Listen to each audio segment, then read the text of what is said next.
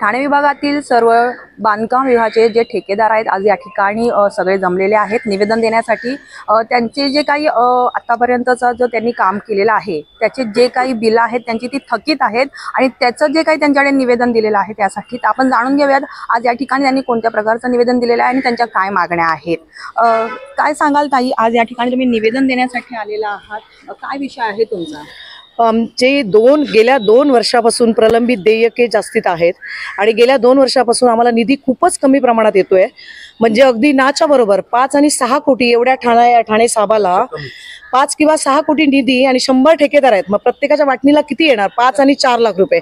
आणि आम्ही इथे गेली 10-12 वर्ष काम करतोय। मग जेव्हा आम्हाला अधिकारी सांगतात की तुम्हाला आता तात्काळ काम करायचंय, आम्ही आमच्या खिशातले पैसे खर्च करून तात्काळ कामं करतोय, त्याची मंजुरी उशिरा मिळते आणि मग नंतर असं म्हटलं जातं की अरे तुम्ही का केलीत कामं, मंजुरी नाहीयेत।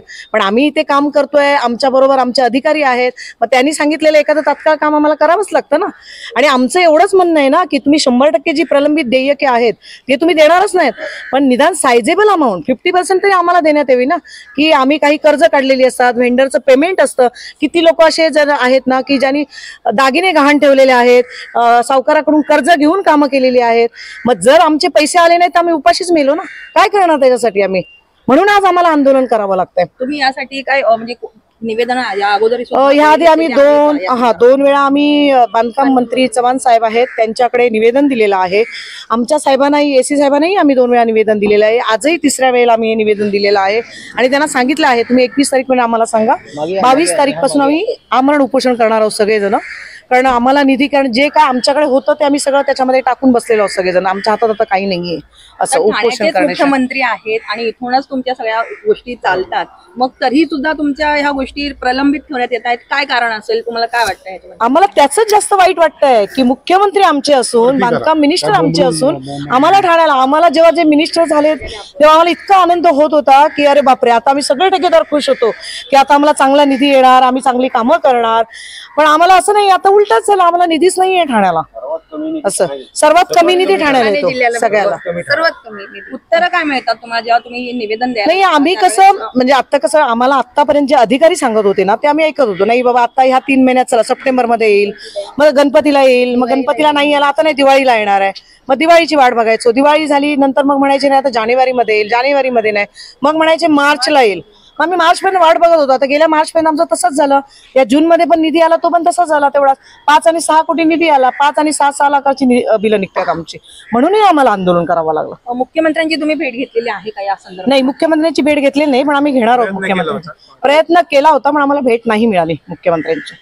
2 वेळा आम्ही प्रयत्न केला होता पण म्हणजे आम्हाला भेट नाही झाली त्यांची।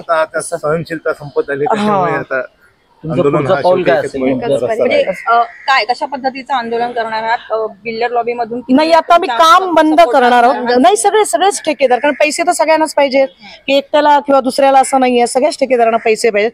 काम बंद आंदोलन करणार आहोत आम्ही आणि जोपर्यंत आमचा निधी मिळत नाही तर तोपर्यंत आम्ही इथून हटणारच नाही, सगळेजण आम्ही आमरण उपोषणासाठी बसणार आहोत। आता सध्या ऑन द वे किती कामं चालू आहे, म्हणजे रनिंग मध्ये काय किती कामं? आता तरी सगळ्यांची नाही म्हटलं तरी सगळी आता तुम्ही काढायला गेलात ना, आता मेंटेनन्सची तरी 50-1 कोटीची कामं चालू असतील सगळ्यांची, सगळ्या ठेकेदारांची मिळून, आणि मेंटेनन्सची कामं रेग्युलर चालू असतात ना। जर तुम्ही म्हणजे अशा पद्धतीचं आंदोलन जर केलं तर काय परिणाम यावरती होईल का? नाही, तो शासनाने विचार करावा ना मॅडम। काय माहितीये का, आम्ही आमच्या मागण्या त्यांच्यापर्यंत पोहोचवण्याचा प्रयत्न करतो, कारण खरोखरच आमच्या हातात आता काही नाहीच आहे। कारण जर अधिकारी काय असणार, निधी आलाच नाही तर आम्ही कुठून देणार, हे अधिकाऱ्यांचं उत्तर असतं। जर निधी आला तर आम्ही तुम्हाला देऊ ना, पण निधी आलाच नाही तर ते तरी अधिकारी तरी कशी देणार आम्हाला? काय मग आता आमच्याकडे आमरण उपोषण करण्याशिवाय दुसरा पर्यायच नाहीये काय असं। म्हणून आम्ही सगळेजण मिळून आज ठरवलंय, आज निवेदन दिलं। आजचं आंदोलन आमचं शांततेने आहे, 22 तारीखचं आंदोलन आम्ही आमरण उपोषणासाठीच बसणार। जोपर्यंत आमचा निधी आम्हाला मिळत नाही तोपर्यंत आम्ही सगळेजण इथे येऊन बसणार सगळेजण।